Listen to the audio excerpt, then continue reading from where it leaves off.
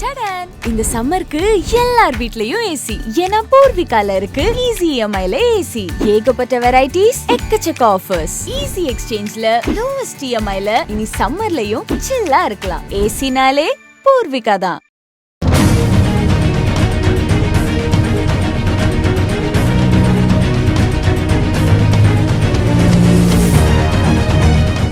வணக்கம் நண்பர்களே.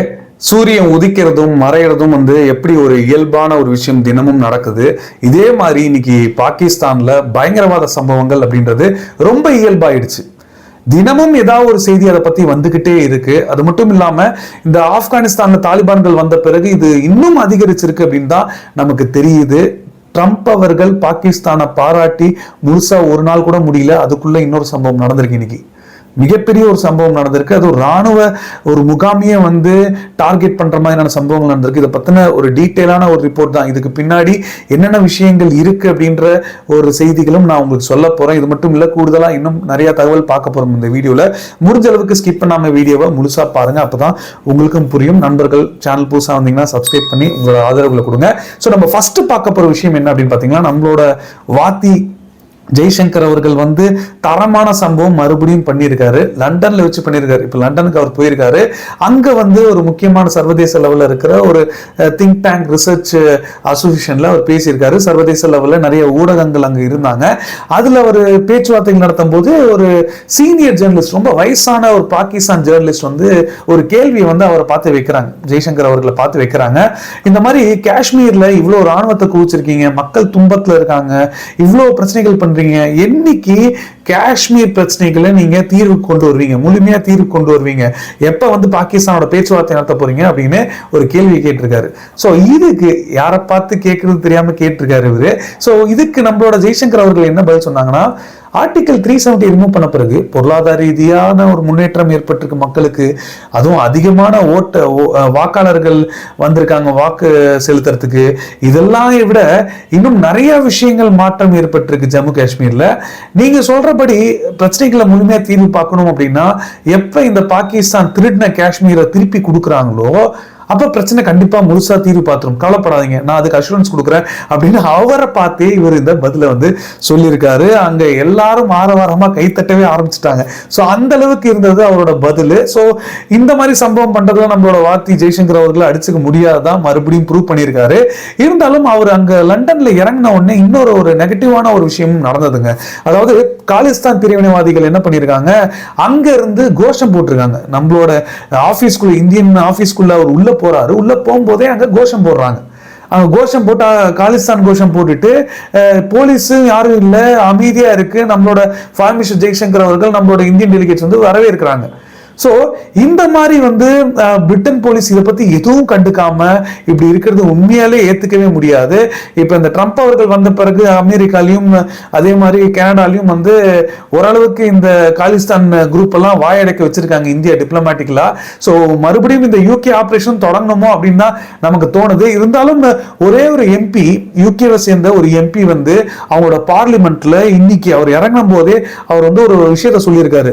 நம்மளோட இந்தியா நல்ல பைலேட்டரல் ரிலேஷன் இருக்காங்க. இந்தியன் ஃபாரின் மினிஸ்டர் இந்தியாவுக்கு வந்திருக்காரு. அவர் வரும்போது இப்படி கோஷம் போட்டுட்டு இருக்காங்க, ஏன் எந்த நடவடிக்கையும் எடுக்காம இருக்காங்க அப்படின்ற மாதிரி ஒரு கேள்விகளை எழுப்பியிருக்காரு.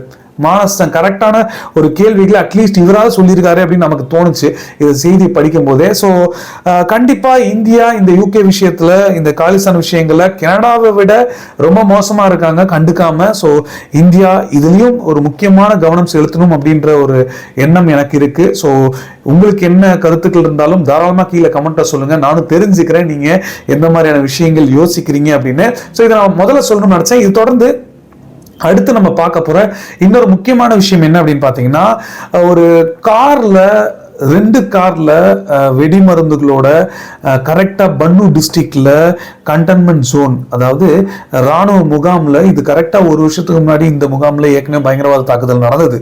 அதே இடத்துல மறுபடியும் நடக்குது. சோ இந்த இடத்துல அந்த கேட்டுக்கு கரெக்டா வெளியில அந்த 2 காரையும் வச்சுட்டு பிளாஸ்ட் பண்ணிட்டு அப்படியே துபுன்னு பயங்கரவாதிகள் உள்ள ஓடிருக்காங்க. அதுக்கப்புறம் நாங்க கரெக்டா அதை கவனிச்சு அத்தனை பேரும் ஒரு 10 பேர்கிட்ட பயங்கரவாதிகளை நாங்க நியூட்ரலைஸ் பண்ணிட்டோம் அப்படின்னு சொல்லிருக்காங்க. ஆனா இதுல மொத்தமா பாகிஸ்தானியர்கள் 16 பேர் கொல்லப்பட்டிருக்காங்க. 16 பேர் கொல்லப்பட்டிருக்காங்க. இதுல 5 ராணுவ வீரர்கள் கொல்லப்பட்டிருக்காங்க. இது 5ன்னு சில ஊடகங்கள் சொல்றாங்க, சில பேர் 8ன்னு சொல்றாங்க. எது உண்மைன்னு தெரியல. பட் ஆனா ராணுவத்தை சேர்ந்தவங்க இத்தனை பேர் கொல்லப்பட்டிருக்கிறது இந்த சம்பவத்துல உண்மையிலே பெரிய விஷயம். அது மட்டும் இல்லாம இதை எதை வச்சு நாங்க அவங்க போட்ட பயங்கரவாதிகள் போட்ட திட்டத்தை நாங்க முறியடிச்சிட்டோம், எப்படியோ தடுத்து நிறுத்திட்டோம், அது என்ன திட்டம் அப்படின்றது தெரியல. பாகிஸ்தான் சொல்லியிருக்காங்க the terrorists failed in the attack due to the timely action of security force. அது என்ன ஆக்ஷன், எந்த மாதிரி எடுத்தாங்க, ஸோ அவங்களோட இன்டெலிஜென்ஸ் எப்படி இருக்கு என்னன்னே தெரியல. ஆனா இதை ஆரம்பத்துல யாரும் பொறுப்பேற்றுக்கல. ஆனா இதை இப்ப நம்ம பேசிட்டு இருக்கும் போது ஒரு சில மணி நேரங்களுக்கு முன்னாடி இதை வந்து டிடிபியோட ஒரு கிளை அமைப்பு பொறுப்பேற்றுக்கிட்டாங்க. இதை நாங்க தான் பண்ணோம்னு எக்ஸ் வலைதளங்கள்ல ஒரு போஸ்டா போட்டிருக்காங்க. எப்படி இருக்கு பாருங்க. ஸோ இது பாகிஸ்தானுக்கு ஒரு பெரிய விஷயம் இல்லாத அளவுக்கு வாரம் இந்த மாதிரியான ஒரு சம்பவங்கள் தொடர்ந்து நடந்துகிட்டு இருக்கு. இப்பதான் ஒரு சில மணி நேரங்களுக்கு முன்னாடி ட்ரம்ப் அவர்கள் நேற்று சொன்னாரு, இந்த மாதிரி பாகிஸ்தான் ஆப்கானிஸ்தான்ல இருந்து ஒரு பயங்கரவாதியை கொண்டு வரதுக்கு உதவுனாங்கன்னு பாராட்டு தெரிவிச்சு ஒரு நாள்ல இந்த மாதிரியான ஒரு சம்பவங்கள் நடந்திருக்குது. உண்மையிலே ரொம்ப ஆச்சரியத்தை கிளப்புது. அதுவும் இந்த மாசம் பார்த்து, ஏன்னா ஹோலி மந்தா அவங்க பார்ப்பாங்க பாகிஸ்தான், இந்த மாசம் பார்த்து இப்படி ஒரு அட்டாக்கு நடந்திருக்கு. அதுவும் இந்த ஏரியால 2வது அட்டாக் ஒரு வருஷத்துக்குள்ள நடந்திருக்கு. ஒரு முக்கியமான ஒரு புள்ளி விவரத்தை உங்ககிட்ட சொல்லி ஆகணும். ஏன்னா கடந்த இந்த பாகிஸ்தான்ல மட்டுமே கடந்த ஒரு மாசத்துல மட்டும் 79 பயங்கரவாத தாக்குதல் நடந்திருக்கான். 79 பயங்கரவாத தாக்குதல் நடந்திருக்கு. இதுல 55 பொதுமக்கள் கொல்லப்பட்டிருக்காங்க, 47 செக்யூரிட்டி பர்சன்ஸ் கொல்லப்பட்டிருக்காங்க. அது மட்டும் இல்லாம இந்த 45 மற்றும் 81 செக்யூரிட்டி பர்சன்ஸ் இன்ஜுரி ஏற்பட்டிருக்கு. ஸோ இத்தனை பேரு இவ்வளோ விஷயங்கள் ஒரு பெரிய பின்னடை சந்திச்சிட்டு இருக்காங்க. ஆனா நாங்க கவுண்டரிங் டெரரிசம் எப்படி நாங்க செயல்படுத்திட்டு இருக்கோம் பாத்தியா அப்படின்னு மனசாட்சி இல்லாம கூச்சமே இல்லாம ஷெபாஸ் ஷெரீப் ட்ரம்ப் அவர்கள் பாராட்டு தெரிவிச்சதுக்கு ஒரு பதில் போஸ்ட் போட்டிருக்காரு பாருங்க. அதனால ஏத்துக்கவே முடியல. சோ அந்த அளவுக்கு டைவர்ட் பண்றதுக்கான வேலைகளை பண்றாங்க. 156 பயங்கரவாதிகளை நாங்க நியூட்ரலைஸ் பண்ணியிருக்கோம், எலிமினேட் பண்ணிருக்கோம். 20 பேர் இன்ஜுரி ஏற்பட்டிருக்கு, 66 பேரை நாங்க அரெஸ்ட் பண்ணியிருக்கோம் அப்படின்ற மாதிரி ஒரு பெருமையான ஒரு ஸ்டேட்ஸை சொல்ற மாதிரி சொல்லியிருக்காங்க பாகிஸ்தான். சோ இது கண்டிப்பா ஒரு பெரிய விஷயமா கருதப்படுது. ஏன்னா ஆப்கானிஸ்தான்ல தாலிபான்கள் வந்த பிறகு கட்டுப்படுத்த முடியாத அளவுக்கு இன்னைக்கு பாகிஸ்தான்ல பயங்கரவாதம் தலைவிரிச்சு ஆடுது. பிஎல்ஏ புரட்சியாளர்கள் இந்த சைடு சவுத்துல வெச்சு செஞ்சுட்டு இருக்காங்க, சீனாவையும் பாகிஸ்தானையும். சோ தொடர்ந்து இந்த மாதிரியான ஒரு சூழ்நிலைகள் நடக்குது. இந்தியா இதை பயன்படுத்திக்காதா அப்படின்றதுதான் எல்லாருமே இது ஒரு $1 மில்லியன் கொஸ்டினா எல்லாரும் எதிர்பார்த்துட்டு இருக்காங்க. நம்ம பொறுத்திருந்தா பார்க்கணும். நீங்க என்ன நினைக்கிறீங்க அப்படின்றதோட கீழே கமெண்ட்ல சொல்லுங்க, நானும் தெரிஞ்சுக்கிறேன். ஸோ இது மட்டும் இல்லை, இன்னொரு ஒரு செய்தியோட நான் முடிச்சுக்க விரும்புறேன். அதாவது அமெரிக்காவும் அதே மாதிரி சவுத் கொரியாவும் ஒரு ஜாயிண்ட் ட்ரில் கொரியால நடந்திருக்கு. சவுத் கொரியால நடத்திருக்காங்க. ஸோ இதுல fighter jet, multi role fighter jet KF-16 ஷார்ட்டா சொல்லுவாங்க. ஸோ இந்த ஃபைட்டர் ஜெட் இப்ப MK4 MK8ன்ற ஒரு வெடிகுண்டை மறந்து போய் எக்ஸசைஸ் பண்ணும்போது அவங்களோட சொந்த மக்கள், அதாவது அவங்களோட நகரத்திலேயே டிராப் பண்ணியிருக்காங்க. இது டெக்னிக்கல் கோளாறா இல்ல வேற ஏதாவது பிரச்சனையா என்னன்றது தெரியல. ஆனா அதை லைவ் ஃபயர் எக்ஸசைஸ்ல இந்த மாதிரியான ஒரு சம்பவங்கள் நடந்திருக்கு. அங்க அந்த அளவுக்கு பார்த்து, அதாவது டெக்னிக்கல் ஃபால்ட்டா இல்ல தெரியாம ஒரு ட்ரெயின்டு அசோசியேட், அதாவது ஒரு எக்ஸசைஸ் அப்ப கத்து கொடுப்பாங்களே அந்த மாதிரி ஒரு தவறுதலான ஒரு ஆக்சிடென்ட் அப்படின்றது தெரியல. ஆனா இதுல எந்த ஒரு உயிர் சேதமும் இல்லை. ஆனா 8 பேருக்கு இன்ஜுரி ஏற்பட்டு ஹாஸ்பிட்டல்ல அட்மிட் பண்ணியிருக்காங்கன்ற செய்திகள் மட்டும் சொல்லியிருக்காங்க. ஸோ இந்த KF-16 பத்தி நமக்கு ஏற்கனவே கேள்விப்பட்டிருப்போம். மலேசியாவுக்கு இந்த கொரியனோட ஃபைட்டர் ஜெட்ஸ் கொடுக்குறாங்க அப்படின்னு ஒத்துக்கிட்டாங்க. மலேசியாவும் இந்தியாவோட தேஜஸ் வேண்டாம்னு இந்த ஒரு ஃபைட்டர் ஜெட்ஸ் எடுத்துக்கிட்டாங்க.